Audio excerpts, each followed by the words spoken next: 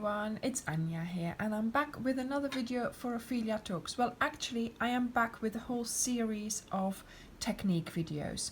So this intro will be used for every video and it will just remind you that this is part of the techniques video series and that the hook and yarn I am using are just chosen for contrast and for me to be able to show you quite clearly what I'm doing.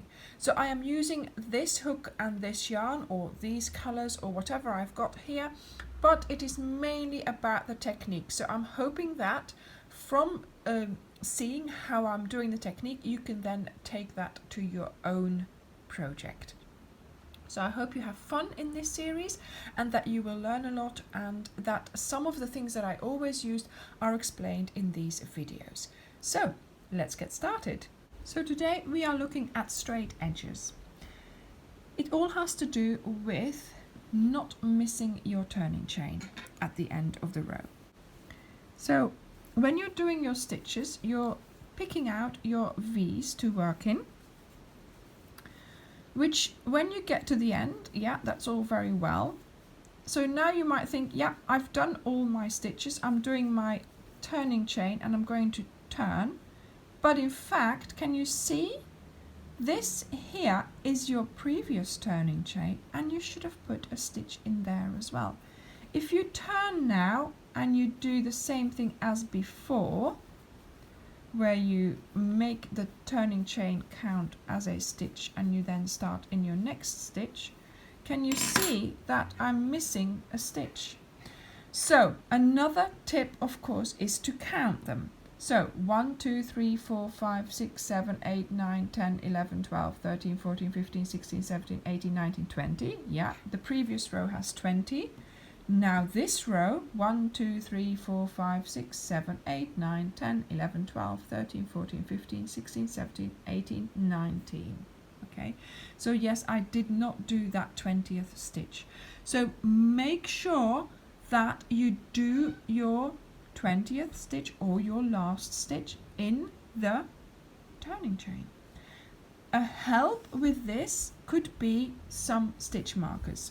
So in the beginning, when you're starting crocheting, very often you don't recognize what you're looking at just yet. So for instance, yes, I'll be picking out the V's here, but then here you have to put a stitch into that chain there.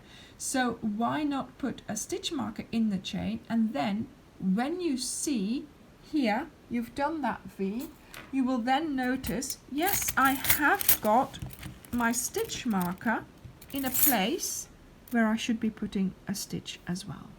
Okay, so that will remind you not only to do, yes, the V here, but also remind you, yeah, there needs to be a stitch in this turning chain as well.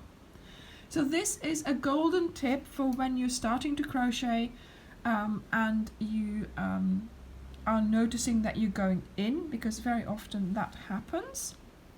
Make sure you recognize your turning chains and you put your stitch in there. Okay,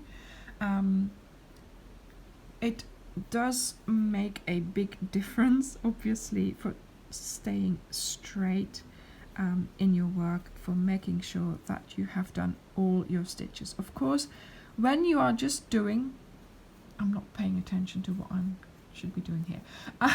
When you are just doing 20 stitches, of course, it's easy just to count them every row. When you have like 100 and so many, of course, it's not so easy to count them. What I do then is I put a stitch marker like every 20 stitches or every 50 stitches or every 25, you know, a nice number.